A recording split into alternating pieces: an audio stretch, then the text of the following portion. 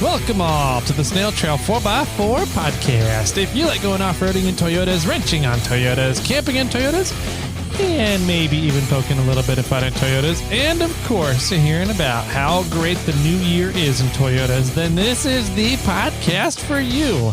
That's right, ladies and germs. My name is Tyler, and joining me yet again for another episode of the Snail Trail 4x4 Offroad podcast to kick off 2024.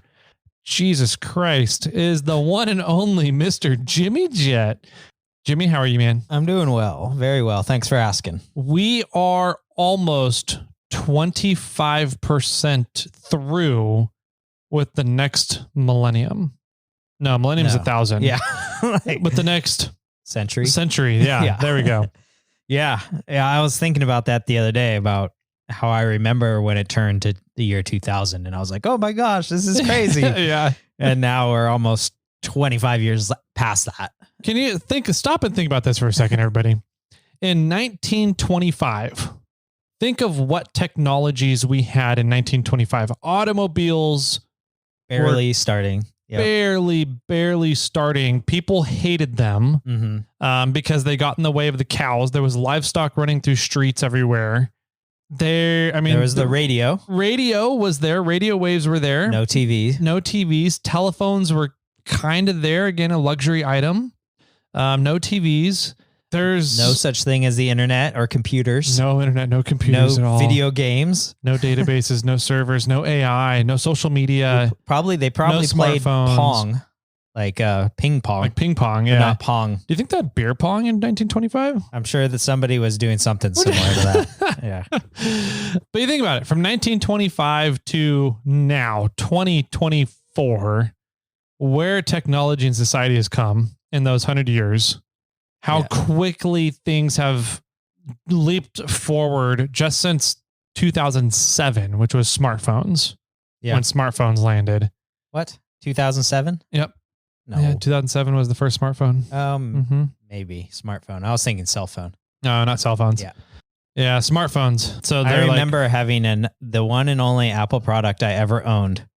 I forgot what it was even called. An iPod Shuffle. Oh, the Shuffle? But it just did music. but it was the screened one. Oh, so just an iPod. It was just an iPod. Yeah. Yeah. Okay. So it was an iPod and it had a screen that was touched. And then I had a cell phone. And I'm like, somebody needs to combine these. Yeah. And whoever combines these is going to make it. And then a few years later, the first iPhone came out. The iPhone came out. Yeah, it was fucking crazy. I remember when iPods weren't even touchscreen. It was just the circle on it, and you just ran your thumb around it, then hit the center button to play or stop or whatever. I had like a 25 gig one of those or something like that. Oh my God, you bastard. Yeah, me and Napster were good friends. You were? I remember there was one time I don't know what year it was, whatever. I was talking with my dad and my uncle. Well, they were talking. I was a little kid. My dad had just gotten a computer with a 1 gigabyte hard drive. Yep. And my uncle was like, that's so much space. You could download and have music on there for days and never fill it up. And now I'm like, I just downloaded Baldur's Gate 3 and it was 110 gigs. Oh my gosh. I did the same at the very conclusion of college or high school for me. I think I bought a 1 gig hard drive. Yeah. And I'm like, I'm never going to need another hard drive again. Yeah. And now I have a computer that has like 12 terabytes in it. Yeah. So crazy. But anyway, so if you think about that, and then how are things going to evolve here for the next 100 years? Yeah. 2024 through 3000. Yeah. Or no, 2024 to 2300. That's what it would be. What? 2100. 2125. There you go. Thank you. The next 100 years once we get to I'm back to millennials, Right. Yeah. I don't know. And my question is, have we actually advanced as like a society? I mean, our technology has advanced, but have we actually moved forward as a group of people living on this planet, or are we going backwards, or have we been stagnant, or what? Yeah. Was life actually better back then? Yeah. Was that after Prohibition? I think it was. The 20s were kind of the Prohibition era, wasn't it? It was right around then. I don't remember. I don't know the years when the actual Prohibition was on, but hopefully it wasn't 1925 because that would have sucked. Yeah. Yeah. I don't know. I mean, I don't know if we've moved forward we're stagnant, or I mean, our technology's definitely gotten forward and life has changed a lot, but is life on this planet better? I don't know. It's a good question.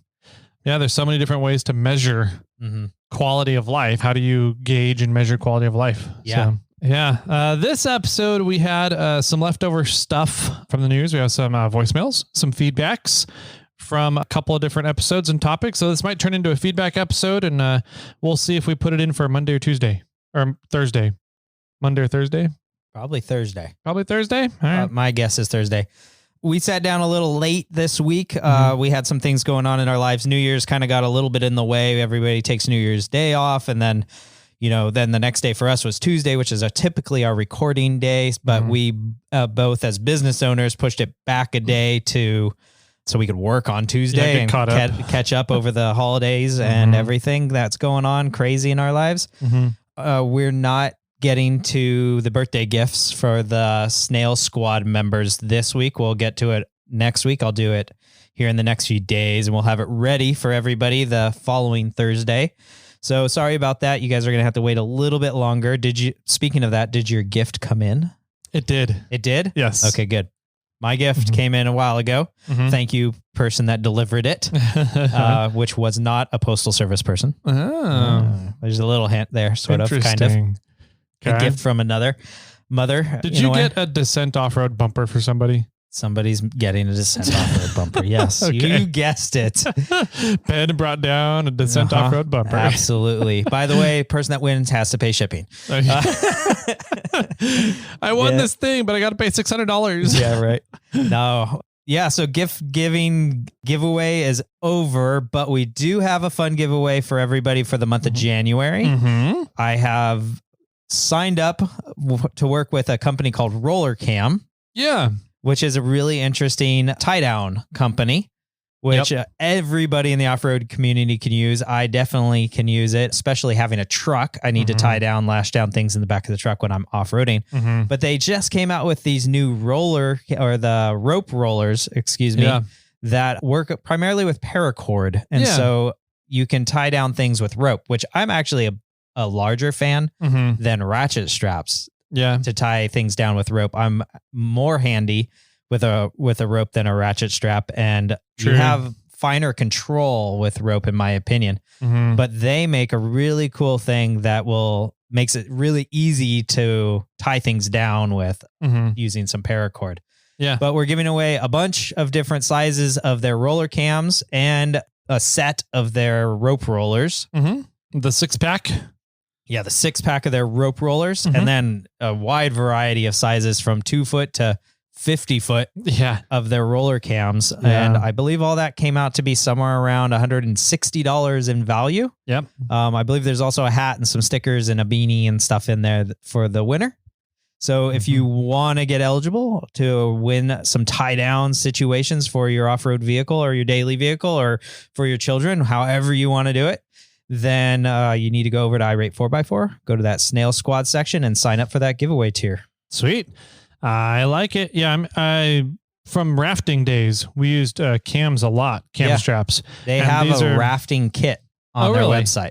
Nice. Yeah. I'll have to check those out. But I like these a lot because it has a roller in it. So it makes the pull tight function a lot easier to accomplish. You're not fighting friction as much. Yeah. So when you're pulling something taut on old cam styles, there was a point where the teeth grab onto the webbing, but on the other side is just a static feature. Well, now that they turned that into a roller, so now you're not fighting the friction to pull it past that static part of the cam. It now rolls over and glides easier, and you can lash things down a bit tighter. Yep. Yeah, those are cool. They're really reasonably priced too. Like for $160 that's a lot of straps. Yeah, you're getting a lot of stuff for sure. So they actually, I think the 50-foot one is $25, you said, for their roller I believe cam. So. Yeah. So really reasonable priced on cams and some really nice cam straps. So for people that are looking to tie stuff down, whether it's in your personal life or your off-roading life, check out, what is it? Rollercam? Rollercam.com. Yeah. So, and I'm using their rope rollers to lash down the tarp over Becky right now. Nice. Worked out great. Perfect. Yeah, I could have really used those up on the Rubicon during Oktoberfest. Rocktoberfest to tie to my tent down. 100%.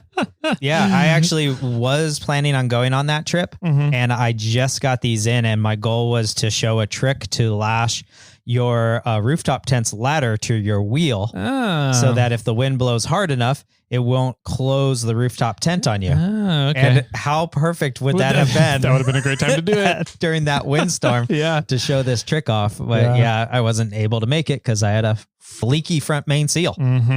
Yep. Bummer to that. But thank you, Roller Cam, for working with us and reaching out. We'll be happy to share these with everybody out there. Yeah, for sure. Cool, man. So let's see. Should we get into, we've got reviews as always. We'll read some reviews probably on the FNG episode coming up. FNG's in a birthday episode. So shall we do some voicemails? Yeah, let's do some voicemails. All right, we have a lot of voicemails. We have 6 voicemails today. Yeah, last time we had a voicemail episode, it took almost the whole episode. Yeah, so we'll see how this goes here. All right, so we're going to start with Craig from Oklahoma. Craig from Oklahoma, thanks for calling in. Hey, this is Craig from Oklahoma. For me, this is a fully mental exercise because I have no money or necessarily need for this. But I want to hear your opinion on front lockers on IFS. I'm about an hour into episode 460. If you acknowledge it later, then disregard. But I've heard mixed things of breaking some CVs if you throw a locker in there. But I know you guys use solid axle front for your main crawlers, but I would be interested to hear your take on that. So thanks, guys. Good question. Yeah. Do you have any 2 cents on that? Because I've got a small snippet. Yeah, definitely. I mean, the CVs are a weak point for IFS systems. The biggest weak point in IFS, at least factory OEM IFS stuff, not anything like what you're seeing on Ultra 4 cars or Baja trucks or anything like that, is the tie rods as well. So and the big issue with lockers in the front end of IFS cars is that they put a lot of stress on those weaker components, your tie rod and your CV. And if you bind up your drivetrain and bind up that front end, something is going to give because those 2 components are not that great. They're not that beefy. That's the main issue with the Broncos that have been coming out. Is Ford did a great job with the technology, off-roading technology in the Broncos, but the tie rods are these tiny, tiny little things, and they're 2-piece tie rods. They're by far the weak point on the front end of a factory Bronco. I believe the Bronco Raptors went to a 1-piece tie rod, which helps fix that up quite substantially. It's still the weakest part of that front end, though. And so, yeah, if you bind it up, or if you have a heavy vehicle, you're sooner or later a tie rod or a CV is going to give on you. Yes. So, yeah, you're alluding to where I was going to go as well. I think a lot of it comes down to driving style. Yeah, totally. You know, if you're the type of person that wants to go and do extreme hard trails and you want to throw your vehicle into really tough situations, then you're going to have to drive gingerly with a locker in the front. If you're going down moderate trails that aren't too difficult, it's not going to be an issue. I think it really comes down to how much throttle you want to put into your front locker and that system. It's definitely a precaution that you're going to have to take when you're off-roading, that realize that I'm in a bad spot right now and maybe I should get pulled out of this situation instead of engaging a locker. Yep. Granted, we've wheeled on the Rubicon many of times, and there's been people out there with IFS rigs. We've taken 2 3rd-gen. I think one was a second gen. One was a second gen. I forgot his name. Ray, yeah. Ray had a second gen. Rob Welds Taco has a 3rd-gen. We took them through the Rubicon. They had front lockers and IFS in the front. They did fine. Many of time. I mean, the gentleman in the 100 series, from Cinna. Yeah. I mean, he's broken twice, hasn't he? Both, I think, at least one CV. I think both times were CVs. Both times were CVs with the locker. So it really comes down to how you drive, in my opinion. You can beef them up a little bit, but they're definitely weaker than a solid axle situation. I also think that I would do it regardless. Yep. Because you're probably going to want to go places. It's going to be harder on your vehicle, but it's going to be easier off-roading.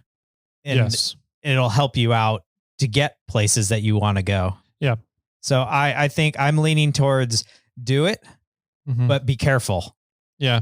Know the limits of it and don't be afraid to winch through something. Correct. Yeah. That's my 2 cents. Yeah. I agree. I like that a lot because you shouldn't, I'm a big believer in wheeling what you got, right? Having something that may not be as capable shouldn't keep you from getting out there. Just know your limits, know where you can go, and don't be afraid to winch to get through something. Right. Or turn around and go home if you get to a point where you're like, my rig probably shouldn't be doing this anymore. Right. Yeah. Yeah. Let me throw this question out at you. Okay. Should somebody re-gear and throw a locker in an IFS or save the money to do a solid axle swap and the whole situation? I would say it depends on the vehicle.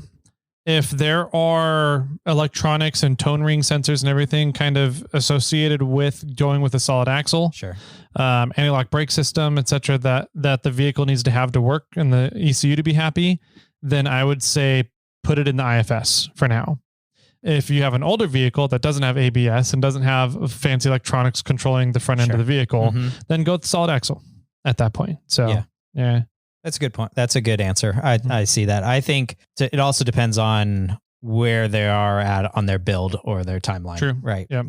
But I think if a solid axle swap is in the future, I think I would try to prioritize that before, because you're going to spend the money twice, right? Now you're going to spend the money for re-gearing and a locker, possibly re-gearing, but regardless for the locker. And if you're going to solid axle swap, you're probably going to re-gear and locker again. So you're in a way you're losing like $1,000. Yeah, at least not a little bit more. Yeah, just by doing it now, where you could save that for a little while and put it into your solid axle swap, and it'll just pay it forward a little. Yep. Cool. Good stuff. Good. Good call in, Craig. Is he the guy with the bear? He sounded like the guy with the bear. Oh, I don't know. He did sound familiar. Yeah. I couldn't pinpoint where I heard him from though. I think he's called him twice. Craig, you'll have to call back and see if, tell us if you call back, tell us that's your fourth time calling in. So funny thing. Remember we talked a little bit about this, what bears are? Yeah. The Dolly. I remember. With Dolly and Eric. Okay.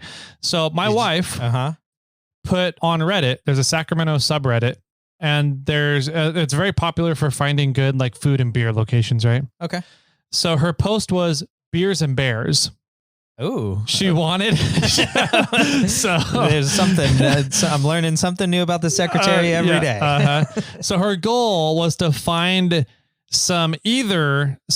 brewery that had bear theme to it, as in like the animal, not the human type of bears, or beer cans with bears on them. Again, the animal, not the human. Sure. And I think the first person gave some good things. And then like the second person said something along the lines of, "Oh, I just came here because I was hoping to see some older chubby white dudes," or something like that. And then the entire thread just went into that instead of where she was trying to get it to go. Yeah. So start a new thread and say real or like animal style bears, not human style bears. Bears animal style. Is that an In-N-Out choice? That's an In-N-Out topic. Anyways, next one. Yeah. I don't see James. Looks like James. I'm not sure which James. Great guy. Let's see what James has to say here. Hey, good morning, everybody. Just wanted to, maybe I'm wrong, maybe I'm right, I don't know, but Detroit lockers, the way I understand they work is that when there is pressure on the ring gear, the Detroit locks up. That's why the Detroit lockers have slop in the wheel. When you lift it off the ground, it goes back and forth. So it doesn't sense any wheel spin at all, the only thing it senses is input torque from the drive shaft, and that's what locks up the Detroit. That's why you, when you drive it on the street, if you have to, when you come to a corner, you speed up and then you coast through the corner. And when you're coasting, it unlocks. All right, Jim, bye. So that was essentially how I thought they worked as well. Right. Was that anytime that there's a torque pressure on the ring gear, that's when it locks up. So as long as you're going in a straight line, who cares if it's locked, because your tires should be spinning the same rate anyways. Sure. But if you're turning a corner, you need to kind of let off the gas or you chirp through the corner. Yes. But everything that you understood it differently though.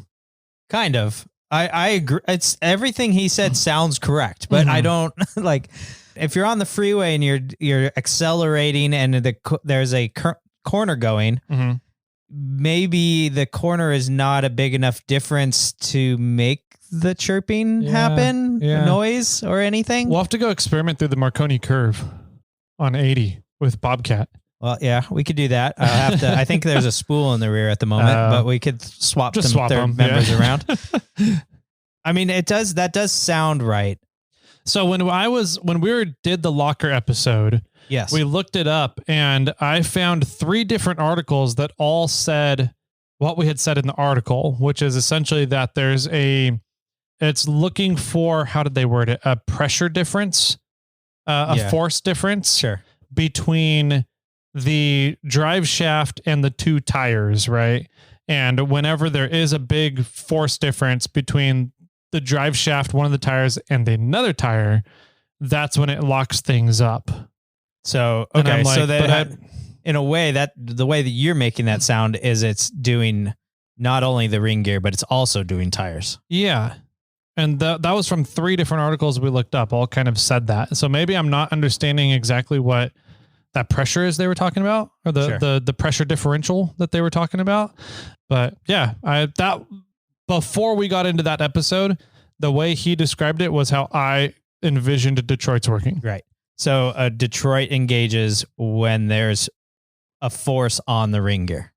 That was my assumption. That was my understanding of them before we did that episode. I could also, and I'm not sure, and we should probably look it up. Yeah, right. But I would assume that it's open even if when there's a force on the ring gear until one side starts spinning faster than the other. Yeah. Then it locks. Yeah. Why would it need to? Yeah. But I don't have that answer. Yeah. I don't either. I want to get a Detroit and pull it apart now. Anyways, I'm curious if somebody out there knows exactly how they work, call in. We'd like to hear exactly what's going on, because our research showed different from our understanding, and our understanding still disagrees. Yeah, we're still vague on the situation. But thanks for calling in. I'll always appreciate the questions and comments and correcting. Yep, we do. If we are not correct, we appreciate those. And now we have 4 voicemails. Okay. From one person. Really? Uh-huh. Did the Wheeling Wine Whiskey guys call in? Jason had another lady running across the freeway he had to call us and tell us about. Yeah. Awesome. No, it's from our Land Rover buddy, Mr. Don. Donnie. So let's see. Don, Donnie, Donifer, and Donnell all called in. Wow. So he was drinking a lot that day. Yeah. Okay. All right. Let's hear what Don had to say with his first call. Hello, Mr. Tyler. Uh-oh. In your last podcast there on Thursday, you were discussing the Hoosier National Forest and Oregon. As a former Hoosier myself, I'm going to pause real quick because another guy also gave us feedback about this. It's in Illinois, everybody. Spoiler alert. All right, here we go. I feel obligated to point out that would be in Indiana. Perhaps the headline from your article was written in Oregon, but the Hoosier National Forest is in Indiana, centered around Bedford, Indiana. You should know that, and now you do.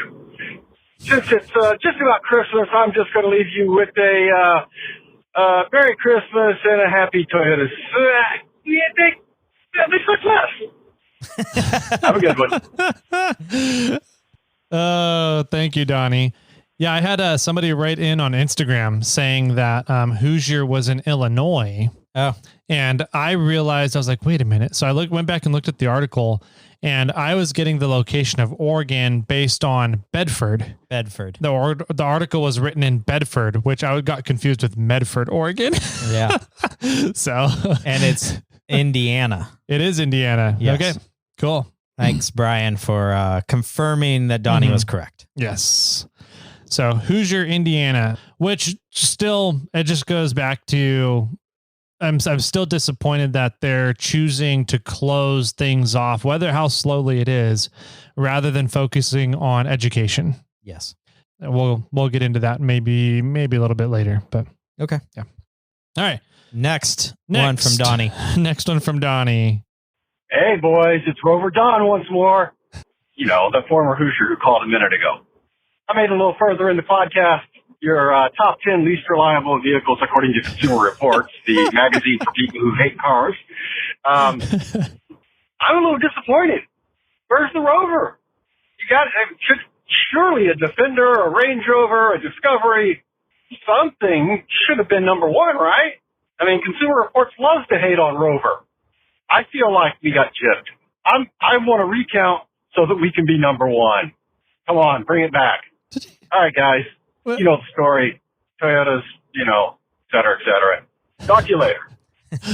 Wasn't Land Rover number 1 or 2 on that list? No, it was like 5 or 6. Was it 5 or 6? Lower. Yeah. So what is he? I mean, he wants it to be number 1. Oh, he just wants it up further in the list. He wants number 1. Gotcha. I was thinking whether it's a good or a bad thing, he wants number 1. Perfect. Okay. Yeah. I thought he was saying that it wasn't in the list at all, and he was upset. No, I'm pretty. It was in the list. Yeah. I remember that. Okay. But yeah, I think he just wants it at number 1. Gotcha. All right. Car and Driver loves to hate on them. Yes, they do. Consumer Reports loves to hate on them. Yeah. All right. Let's see. Donnie called back a third time. Maybe he scanned too far forward in the last episode. Let's see. Ha! We are number 1. Oh. That's kind of a point of pride. Consumer Reports is famously anti-car. Anything that's interesting always scores low. That's funny. So, not scoring well on a Consumer Reports grade, that's a good thing if you actually enjoy vehicles. Just saying. Gotta maintain our position there. That's all. See you on the trail or, something like that, All right, later. I was wrong. He must have been bored driving one day. Yeah, for real, huh? I was trying to look it up, but I can't find it fast enough. Consumer Reports, the 10 least reliable cars according to Consumer Reports. Oh, Jeep Wrangler, Jeep Grand Cherokee, VW Jetta, Nissan Frontier, Jeep Grand Cherokee L, the Rivian R1T, the Volvo XC60, Ford F-150 Hybrid, VW Taos, and the Chrysler Pacifica Hybrid. 1, 2, 3, 4, 5, 6, 7, 8, 9, 10. That's 10. Oh, was it I think it was the bonus article that popped up at the bottom of the page that we were just about to close out the episode, and I was like, oh, look, check out this bonus article. There you go. And it was something about Land Rovers being the most hated or whatever. Got it. Yeah, those articles have now changed on that page, so I'm not sure where to find what we were talking about there. Yeah. Well, it was funny because a few days later, I took a photo of a VW Taos and sent it to you. That was, yeah. And we were both like, we've never seen this. And I saw one out in the wild. Uh-huh. All right. So last one from Donnie. Yeah, last phone call from Donnie. This one was like on New Year's Day, so almost 10 days after the first 3. Okay. Let's see what he says here. Hello, Snail Men. You asked, how do you get non-clothing Christmas gifts? Marry an engineer. My wife gave me a 3-in-1 shear press brake roller thing. I mean, it's just Harbor Freight, but, an all-in-one sheet metal tool, because every shop needs one of those. So the answer is marry an engineer. That definitely helps. And since it's New Year's Day and I'm actually heading out down to work, I just thought I'd leave you with a belated Merry Christmas and a happy Toyota Sun. Talk to you later. Love you too, Donnie. Yeah. But that could make sense. I wonder, there should be another poll out there about what your wife does as a profession and what you got for Christmas. Ooh, that'd be an interesting one. Yeah. And see how many different careers choose clothing and then what careers don't choose clothing. Yeah. And then we can create an article about it. These are the most top 10 desirable women to shop for. To date. Yeah. Shop for. Right. Anyways. Exactly. I told my wife about your dilemma. Oh, but the whole time I was alluding to the fact that I probably got clothes too. I got a lot of clothes also, and she's like, well, maybe he should ask for something else. And I'm like, but they don't do lists. Yeah. Like he gives her a list, but she doesn't buy anything off of it. She doesn't follow the list. Yeah. And then all she buys is clothes. And I was like, so how does that work? And she's like, I don't know. Maybe he just needs to allude to more things than just say whatever.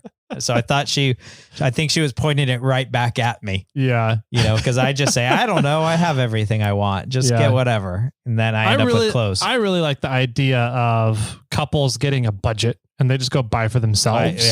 I like that one too. And then you can explain to your significant other why you got what you did. Yeah, why I bought underwear and socks and pants. That would be so funny. Next year you do that and you just go out buy underwear and pants. I need some shop clothes. Yeah.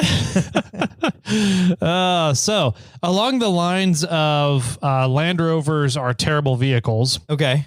We got a piece of feedback from one of our SoCal buddies. Yeah. Mr. Clint Conliff. We did indeed. And we're going to play this, see if the audio come through. I'm just going to play the whole video here on the phone and we'll see if the audio comes through the board, shall we? Let's do it. All right. Here are the 12 cars that are proven to get to 200,000 miles or more according to Consumer Reports. Number 12 is the Honda Pilot. Number 11 is the Honda Civic. Number 10 is the Toyota Tacoma. Number 9 is the Toyota 4Runner. Number 8 is the Toyota Highlander. Number 7 is the Toyota Corolla. Number 6 is the Ford F-150. Number 5 is the Toyota Sienna. Number 4 is the Toyota Prius. Number 3 is the Honda CR-V. Number 2 is the Honda Accord, and number 1 is the Toyota Camry. Now, I do not think it is a coincidence at all that 11 of the 12 vehicles are either a Honda or a Toyota. There is a clear winner when it comes to longevity and the value of the vehicles you purchase. Cars are one of the biggest money pits people get into, especially with the rising cost of vehicles. Don't buy the trendy, flashy car that's going to lose all its value. Buy a proven car that will last you a long time and drive it as long as you can and save that money for investments that will actually make you money instead of lose you money. What car are you surprised that wasn't on this list, and what one has made it to 200,000 for you? If you're looking for more advice on how to save your money and grow your net worth, follow me. Don't buy a Land Rover. Yeah. I've got a Ford F-250 that's at 300,000. That's true. You do. Yeah. 11 of the 12 vehicles were Japanese vehicles. Yep. Then the Ford F-150. Yeah. The Ford 1500. Yeah. That's actually good because there's a lot of those on the road these days. There are a lot of them out there. So anyways, I thought that was funny. Feedback from the terrible vehicles episode. Let's see. What other pieces of feedback did we have, James? Oh, we got a bunch more on here. We already covered the service or the Forest Service one. Isn't Oregon. We had written that one down. It's in Illinois. Yes. Illinois or Indiana. Or Indiana, whichever one you want to look at. Oregon, Indiana. Cover the 10 most reliable cars for the most part. 200,000. You have some MF trail advocacy updates. Yeah, so this one's pretty fucking cool. A big goal for Moreflate is to give back to trail advocacy. Yes. There's lots of different organizations out there that will do cleanup days. They do trash cleanups. They'll put signs in at trailheads. They'll do, clean the desert. They'll take dumpsters of shit out of deserts. But I have chosen as Moreflate's goal to get more money back into nonprofit organizations that are fighting for trail advocacy. Awesome. Yes. So we've been doing this since the company started 2019. So from 2019 through the end of 2022, we had given just under $45,000. Wow. So donated That's a lot. $45,000 in donations, whether it be cash, product, whatever, towards trails, trail advocacy, clubs that are doing trail maintenance projects, education, stuff like that, right? Mm-hmm. In 2023 alone, Yeah. I just did the numbers this morning. Wow. Okay. 2023 alone, how much do you think we've done? Considering we did 45,000 in 3 years, 4 years, so 19, 20, 21, 22. So 4 years. You did 45,000. Mm-hmm. So I'm going to guess you did 30,000. $49,225. Wow. So 49,000. yeah. So in 2023 alone, just the year of 2023, we did $49,225 in donations. Dang. Towards these trail advocacy projects, trail advocacy organizations, trail education, that kind of stuff. That is awesome. So That is awesome. Thank you, Tyler. yeah, and thank you to Morphlate team Mm-hmm. for being able to do that. Yeah. And being able to have that mission of yours to be able to help out the off-roading community Mhm. and donating almost $50,000 in 1 year. In 1 Pretty year. freaking cool. I Yeah. knew that we were trending upwards, but I didn't realize we were that high. Yeah. I'm kind of like now looking back, like, man, we should cut that back a little bit. But no, I'm just kidding. It's really cool because we are getting such good support from the off-road communities and the off-roaders in general. So being able to support Morphlate means that some of your money goes back into our trails. Right. And so it's a pretty cool thing. I wish that more off-road companies did this. And if more off-road companies got in on doing this, I think that our industry would be much stronger overall because we'd have a lot more places for people to go and play.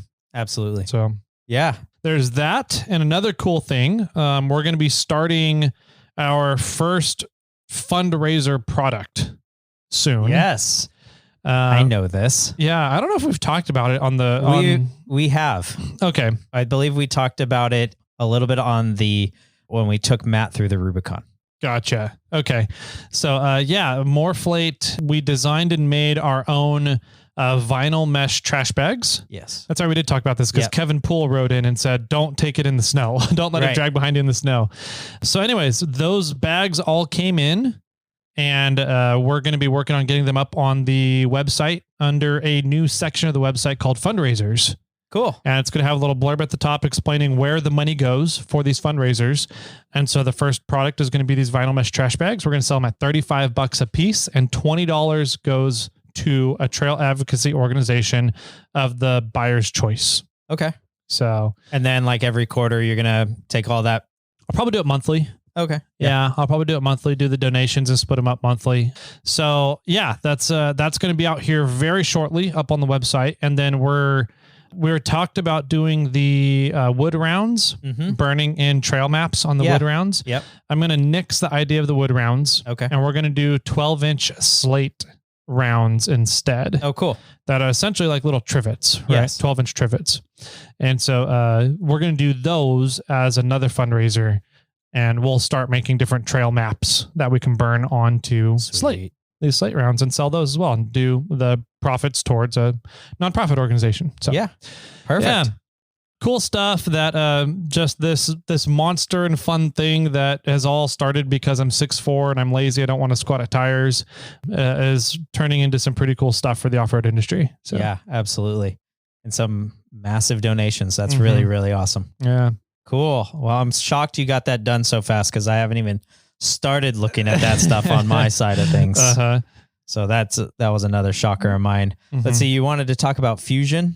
Yeah. So from our news episode where I was talking and getting all nerded out and excited over Fusion, our good friend Dave McKinney apparently has connections with the Lawrence Livermore Labs. Oh, wow. Okay. And he is working on getting you and me a tour of the fusion facilities at Lawrence Livermore Labs. Holy crap.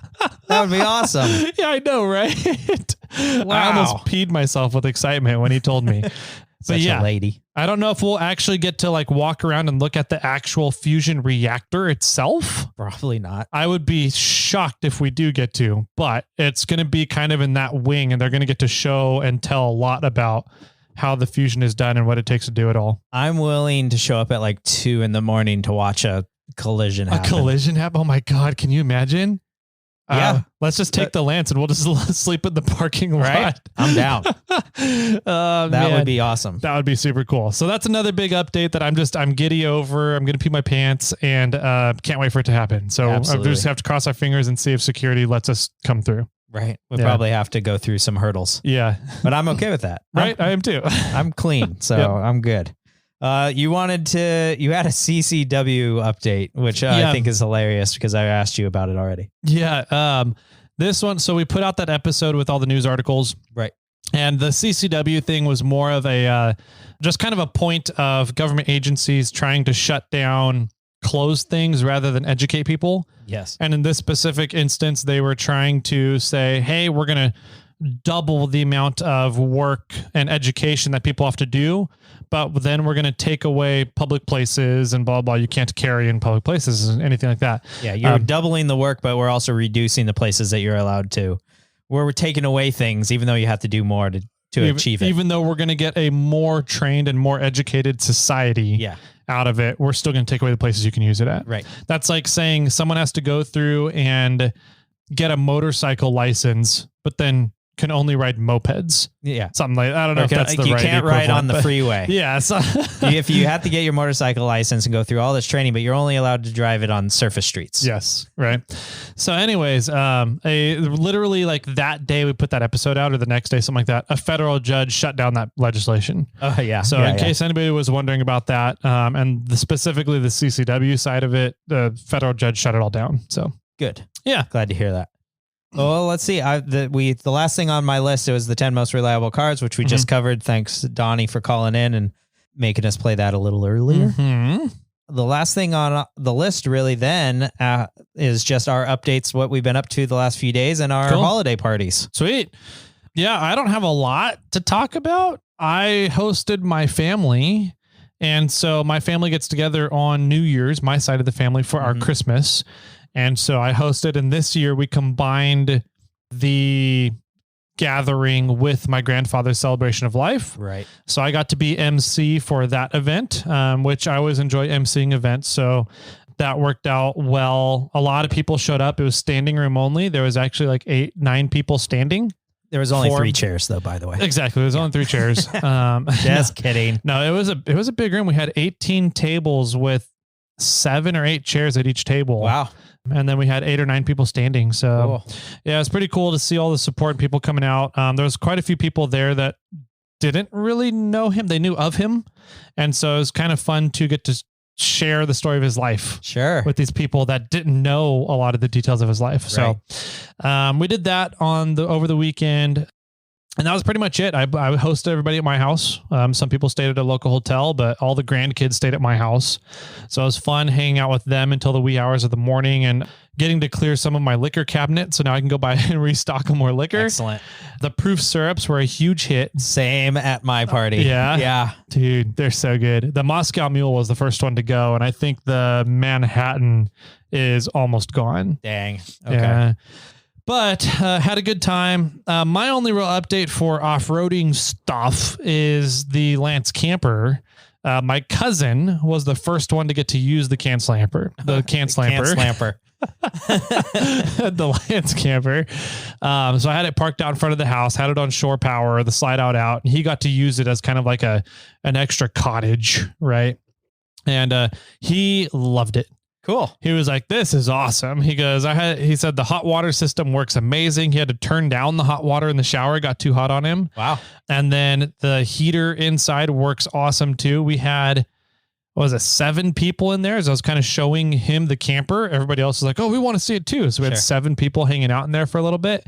And we heated up the camper from 52 degrees to 77 degrees in like 10 minutes. Wow. 7 minutes, 8 minutes, somewhere around there. That's awesome. It is a smaller, I mean, it's a big camper, but it's not like the house. It's not a house. It's not a house. Right? Yeah. But yeah.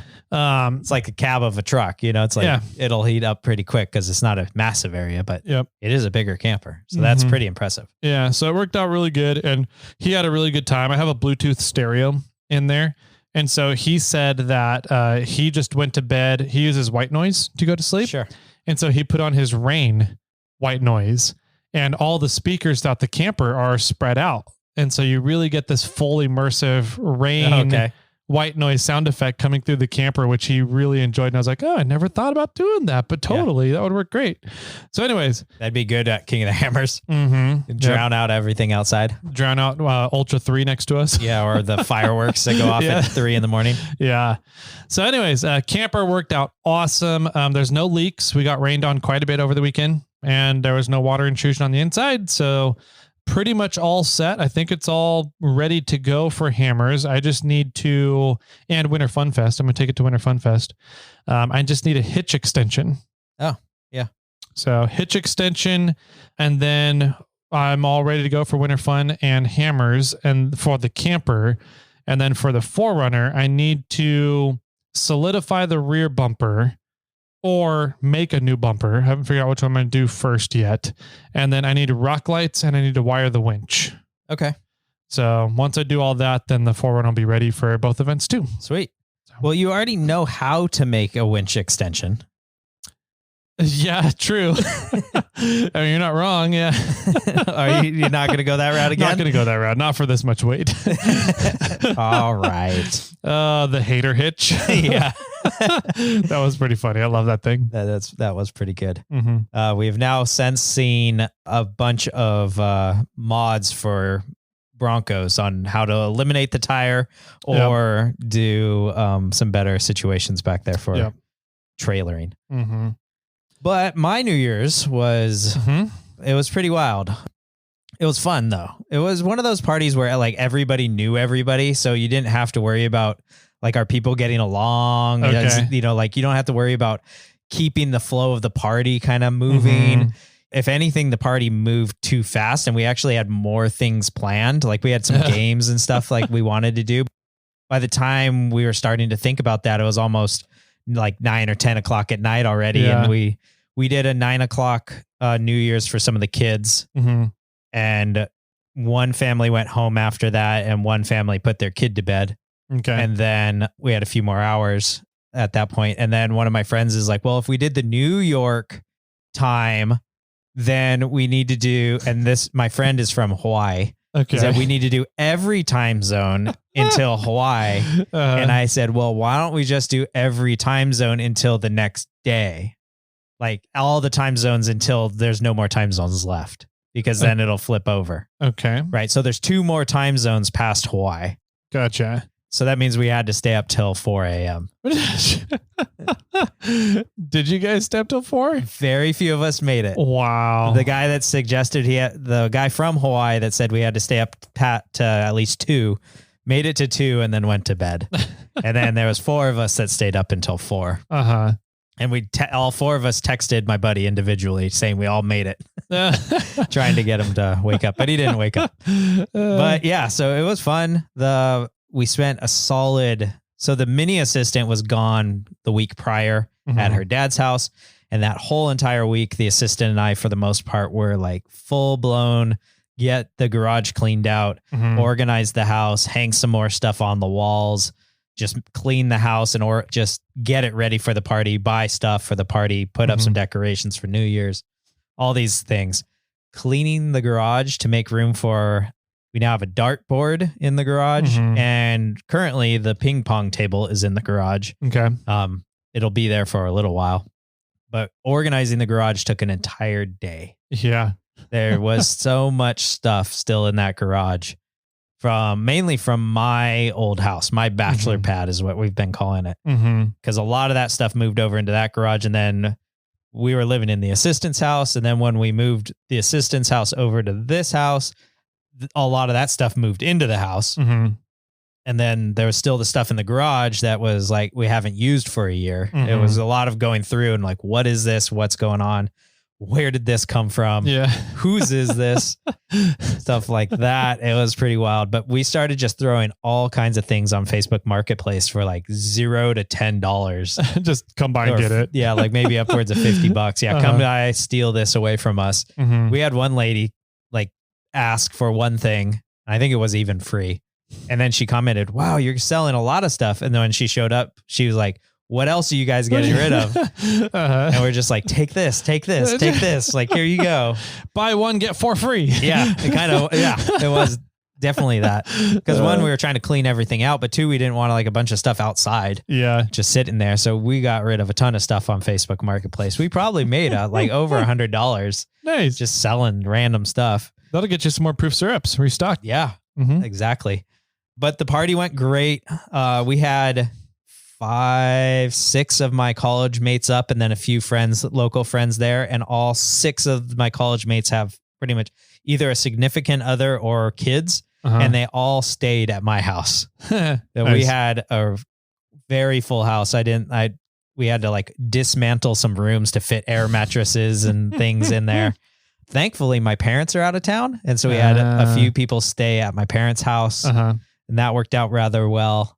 We were going to have somebody out in the rooftop tent, but then I remembered, hey, my parents are out of town. We'll just throw you over there. Put you in their house. And I was like, we should just have the party at their house. That's right. But no, people wanted to see the house and wanted to see everything we've been doing. And it was sort of a housewarming party as much as a New Year's party. And yeah. so people brought some booze and hung out and some gifts. But yeah, the bar was a hit and all the proof syrups were a hit. And finished all the mini bottles and finished, I think about half of the orange old fashioned and about half of the whiskey sour. Oh, nice. Yeah. So we'll definitely need to stock back up here pretty soon on I need to get some of the pumpkin one before they run out. Yeah. So, yeah, you definitely should. So it was fun. We had a good time. We all went outside, did fireworks at 9 with the kids or sparklers, not fireworks. Okay.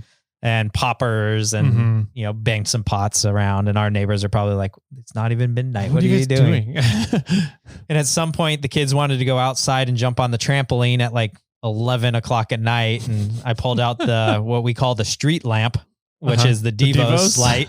Yeah.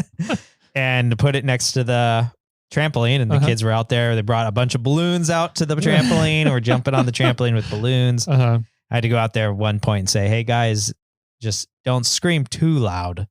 Like it is 11 o'clock at night and we do have neighbors around. I know it's New Year's and they're probably still awake, but just don't be too crazy. Yeah.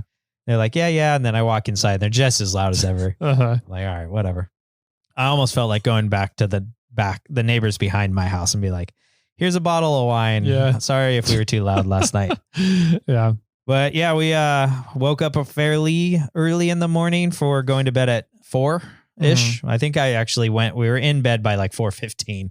Okay. And then I think we were up about 10. Oh, that's pretty good. It wasn't bad. Maybe 9 something. I was up a little earlier. I got up I had to go to the bathroom and then I had to make sure everybody was okay. Let the cat out because it was whining. I think I started the fire back up and then went back to bed. And then some people started moving around and then I got back up at like 9 or 9:30 and then cleaned the kitchen. Our one fault, we did a very good job of cleaning up the night before, putting a lot of stuff away. The assistant was super funny.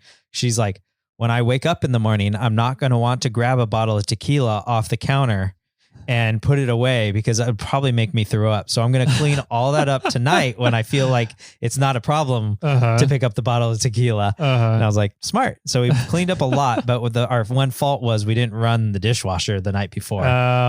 So my word of advice, if you're having a party, whatever state your dishwasher's in, just run it that night before. Yep. Because you're going to have twice as many dishes to put in it the next morning whenever you actually do the cleaning. So we should have ran the dishwashers, then I could have emptied it out and then put all the dirty dishes in. Yep. I ended up having to do dishes, run the dishwasher, and then do dishes all over again and fill the dishwasher again. But that was the only drawback for me for the entire party. But we had we had coolers in the garage, coolers out back, coolers in the kitchen. We had ice like just straight up ice buckets for cocktail ice at the bar and in the kitchen. Yeah, we had a pretty good layout of a party. I think it was Nice. really smooth and fluid. A lot of people hung out in the front room, which was, and everybody, I don't think that's they where knew. the bar is. That is where the bar is. There was a lot of people that hung out in the kitchen because we did try to make a mixed drinking area Okay. to make your drinks, like all the proof syrups and everything was in the kitchen. Okay. Along with like stuff to make gin and tonics or vodka sodas or, you know, whatever, and mixed drinks of all different kinds. And then just the whiskey was on the bar. But everybody that I talked to when I was sitting in that front room was like, this is a really cool room. It's really has this like whiskey cigar lounge feel. And I was like, yes, that's what we were going for. That's exactly what we were going for. Nice. At some point, somebody said, I wish the lights could be a little dimmer. And I was like, got that. And we went over to the dimmer and lowered them. And I said, you know what? These lights actually have different, like you can change the K on them. And I jumped up on a chair and I started lowering all the lights down to more yellow. And everybody's like, wow, this is like, that is makes this room so much better. Yeah. It just gave it a warmer feel. Yeah. I thought it changed it out or made it a lot better. So they've been like that ever since. But nice. And yours are can lights up in the ceiling, or lights in the ceiling? LED can lights in the ceiling. So I found some lights on Amazon that are floor lamps. Okay. But you can change the K on them, the brightness on them, and control them all with a remote control. Yeah, cool. And so I've got a couple of those because our front room is very dark. There's only the light above the bar. Correct. There's no light over the table, the dining table in there. Isn't there a fan in the ceiling? Nope. Oh. No, not in the front room. Okay. And so I got a couple of those. And so it was really nice getting the two floor lamps, control it from one remote that we had live at the bar with the bar remote. Sure. And then, there was a couple times we would change it to bright white daylight and then dropped it way down to yellow as people were hanging around lounging. So. Yeah, my office light does that as well, which is, it's pretty nice. But so we just changed the K in those. Now they're permanently whatever the most yellow setting is in it. Yeah, it's pretty cool. I think we must have done that after the mini assistant went to bed because the next day she had to practice piano, which is in that room. And she's like, it looks weird in here. Like it's all the leftover smoke from the cigars. Sorry. Yeah, exactly. Yeah. But it was fantastic. We had a great time. We're happy we did it. 10 out of 10, but won't do it again. Okay. We have a lot of other friends that do New Year's stuff, and we told them that we're going to do a New Year's party. It's going to be like a housewarming party. We're going to do it this year, and then we'll come out and hang out with you guys for the other ones. Nice. Yeah. Well, I'm glad you had a good time. Glad you got to see all your friends and hang out and enjoy the New Year's. Yeah. Yeah, definitely. Now we did a day or so of cleanup, and I'm really going to start focusing on cleaning up the shop now and getting ready to start working on Samantha. That's nice. That's my goal of January is start working on Samantha. Yeah, we need to get your 4-wheel underground kits on. Yes. So that we can start going wheeling and comparing Samantha to Bobcat. Yes. I'm really curious to see what happens. Me too. All the above. Yes, that all needs to happen. I really want to try to get it done for Cruise Moab. I think you've got the time. You just need to be able to sit down and focus on it. The time is there. Yeah. My time might not be there. Gotcha. But I mean, if I was dedicated and worked on it all the time, I definitely could get it done. So it's in the back of my head. That is a goal that I really want to try to do. I don't know if it's achievable, but it's on my list of something to try to get done for that time. Nice. Though I might be the only one going to Cruise Moab. You're not going to make it. I'm probably assuming not going to make it. I'm going to have barely a 1-month-old at that time. Yeah, exactly. I talked to Brian Flynn, 17 Offroad. He's still back messed up on light duty from work and stuff like that. I'm sure Lee's going. So maybe Lee and I will have to cruise. Delta Dave will probably go out together. Again. Yeah. So they'll, but I might talk to Lee about camping at the site this year. Yeah. And since there's not going to be as many of us. Yeah. Maybe we'll camp at the place and see what that's like. Yeah. And, this year it'll be beautiful, sunny, no rain, no wind, nothing. Right. Yeah. Hopefully. We got some grief about that in the past couple of years. about getting a house.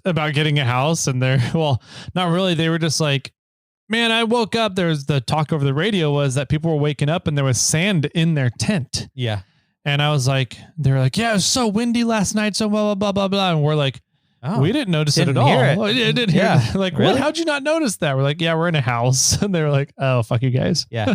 Well, the last few years we've gone, every year has been something. It's been crazy rain, crazy wind, freezing, whatever, you know, there was always something going on. So this year there won't be anything. It'll be perfect. Yeah. But yeah, I would, maybe I'll have to call in some help from some friends, but I would love to be able to get Samantha out and running for Cruise Moab. Yeah. That'd be cool.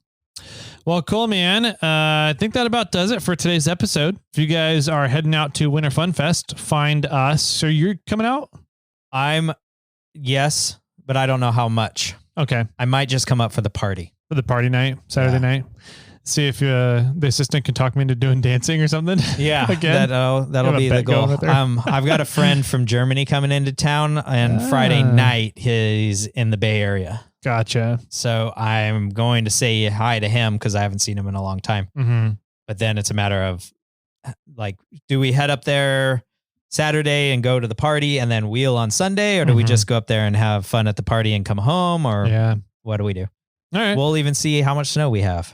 Yeah, there's a lot of snow came down yesterday. It's about 1.5 feet, almost 2 feet now of snow up in the Sierras on average. And snow levels are down to about 4,500 feet right now. That was awesome. And we're expecting to see more this Saturday. Okay. I'm not sure how much more, but they're expecting snow levels to be around 5,000 feet on Saturday. Okay. So that bodes really well. Kind of getting a couple of storms coming through a week before Winter Fun seems to be the best way to do it. Yeah, because then they run the trails and make sure everything's good and all trees are cleared. And then everybody runs the trails that next weekend. Yep. So, yeah. But what I've heard is we're not going to have another storm for like another month after that. I think so. Yeah. I think that's what I've been hearing too. So if you want to get your snow wheeling in, do it now or this upcoming weekend. Yeah. So cool. We got that. And then after that is King of the Hammers. Yeah. So January 24th is when, or 29th is when I'll be heading down. Okay. And then, we'll see everybody down there. We'll have to come up with a meetup time for people again. See if we can do another Fisher night run. That was a lot of fun last year. Okay, cool. Yeah. Yeah. That would be badass. Once again, I'm looking at a lot of these things where I could not go to King of the Hammers and I could spend 4 or 5 days working on Samantha. True. Yeah. So those are just bring Samantha down on a trailer and get help from people to tinker on it down there. Work on it. You're going to need to leave Kermit at my service so I can use the welder. Well, yeah, true. Yeah, we can. We'll figure something out. Okay, but John's not going this year. Jason has a welder on his buggy. You can use the buggy. I'll just need 30 carnages. There we go. All right. And with that, everybody, if you want to get a hold of us, you can do that. Give us a call. We love getting feedback from everybody. It'll turn into a big fun feedback episode if we get a bunch like we did today. That's 916-345-4744. You can reach out to us on Instagram as well.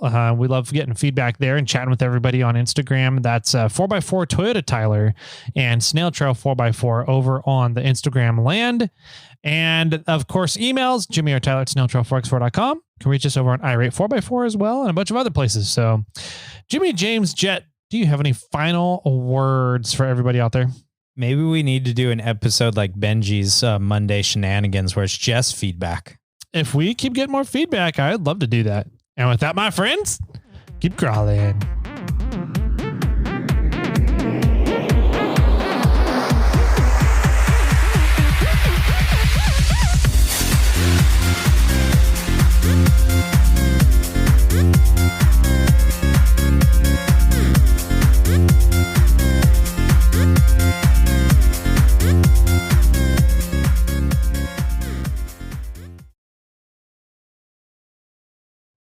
I got one for you. I'm ready for jokes of 2024. 2024. First joke of 2024. A termite walks into the bar and asks, "Is the bartender here?" I don't know. Is he? Is she? He, she? Is he, she? They, them? They, them. Are they there? Is the bartender for the termite? I don't get it. The termite would eat the bar. Is it tender? Is the bartender here? Oh, got it. Okay. That took way too long. The termite wants to eat the bar. I thought it was kind of heading in that direction, but I didn't think tender as in like meat, Yeah. tenderness. Okay. All right, whatever. Get out of here. We're done with 2024. We're done. Yeah. 2025.